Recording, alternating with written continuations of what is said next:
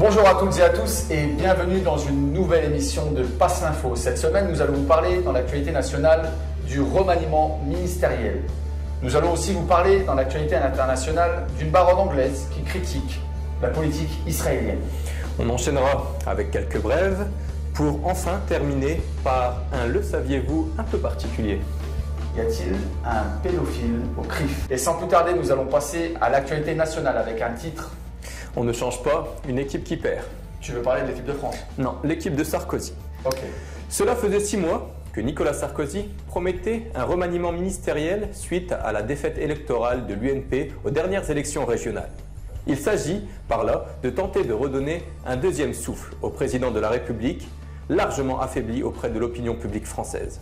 L'échec des syndicats face à la réforme des retraites promet aux salariés de nouveaux tours de vis qui conduiront à un durcissement beaucoup plus net des conflits sociaux. Par ailleurs, la stigmatisation des populations issues de la diversité, pour employer le langage officiel, continuera afin de faire oublier la crise ou de désigner des boucs émissaires. Il n'y aura, comme vous le savez, aucun changement au niveau international. Les soldats français continueront à mourir en Afghanistan et la politique extérieure française sera toujours alignée sur celle de Tel Aviv. Tout cela, bien sûr, sur fond de crise économique mondiale à laquelle Nicolas Sarkozy, président du G20 en 2011, ne pourra rien. La préparation de l'élection présidentielle de 2012 continuera avec ses promesses, ses querelles de personnes, ses petites phrases, ses provocations. Bref, on abordera toutes les questions, sauf la principale qui est comment libérer la France et sa classe politique du lobby sioniste. Ce n'est pas un hasard si la question du lobby sioniste est taboue dans ces milieux politiques, qui se partagent le pouvoir à tour de rôle depuis au moins une quarantaine d'années. L'antisionisme était présent aux élections européennes de 2009 en Île-de-France, permettant d'introduire pour la première fois cette question dans un débat électoral. Un nouveau ton avait été ainsi donné à la campagne européenne et on avait enfin pu parler de certains sujets que la pression du lobby sioniste prétendait pouvoir interdire à l'époque. Il ne faudrait pas que l'élection présidentielle de 2012 soit confisquée par des candidats estampillés tous CRIF.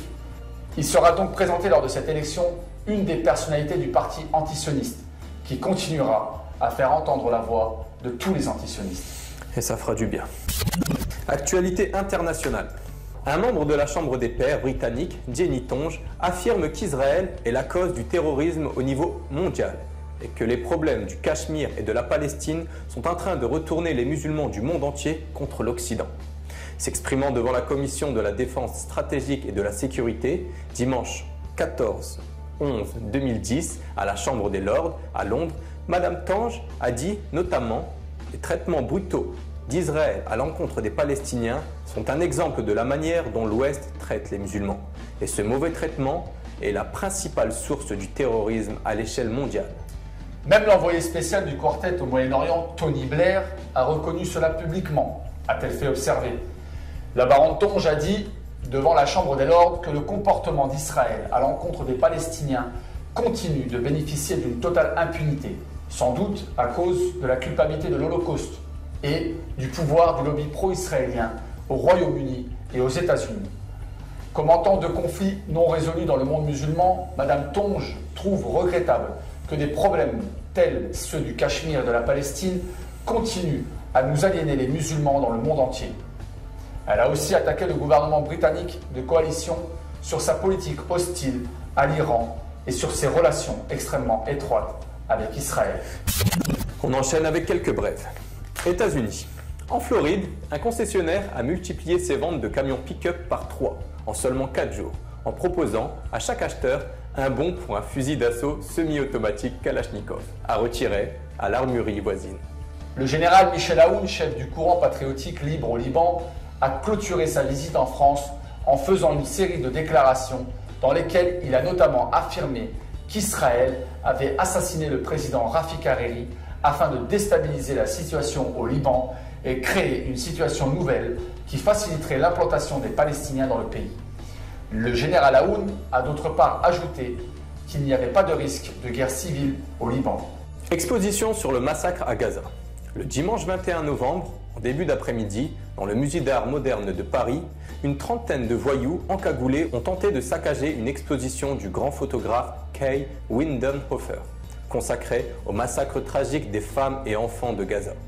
Bloqués par le service de sécurité, ils ont entamé des slogans hostiles. Comme d'habitude. Selon plusieurs associations de défense des droits des Palestiniens, ces attaques ont été orchestrées par la Ligue de défense juive, qui ne porte pas forcément bien son nom, la LDJ, un mouvement sioniste interdit aux États-Unis, mais pas en France.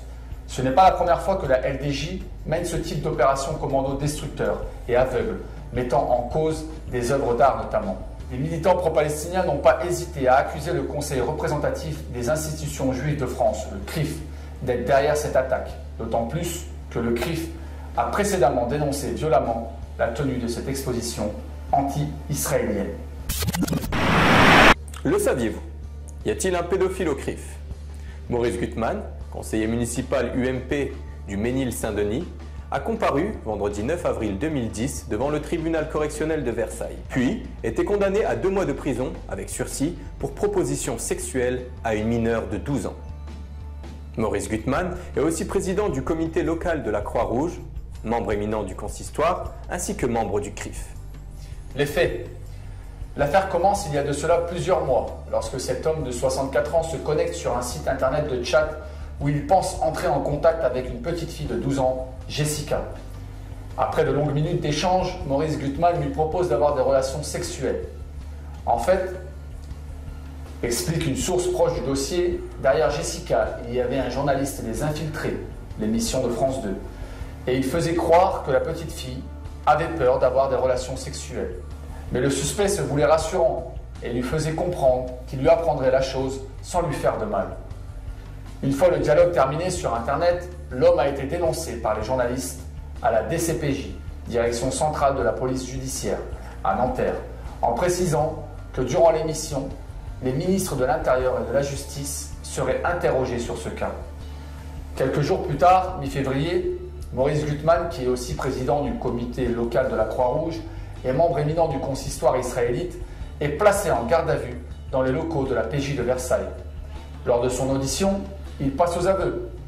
Il raconte que cette conversation sur Internet a eu lieu alors qu'il se reposait en province.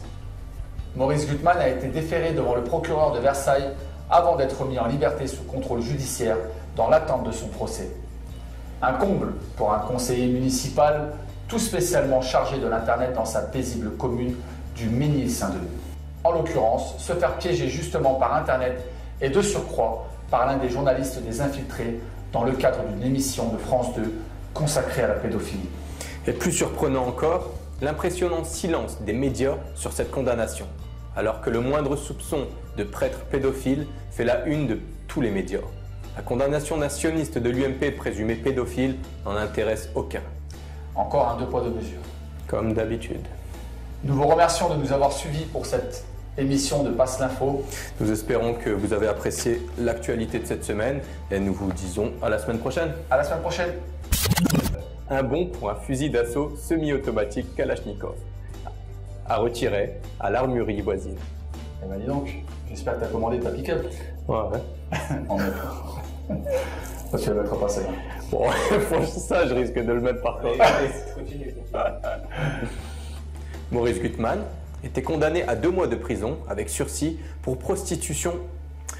Pour proposition. Non, vas-y. Passez l'info. Et surtout, Passe Passe l'info. l'Info.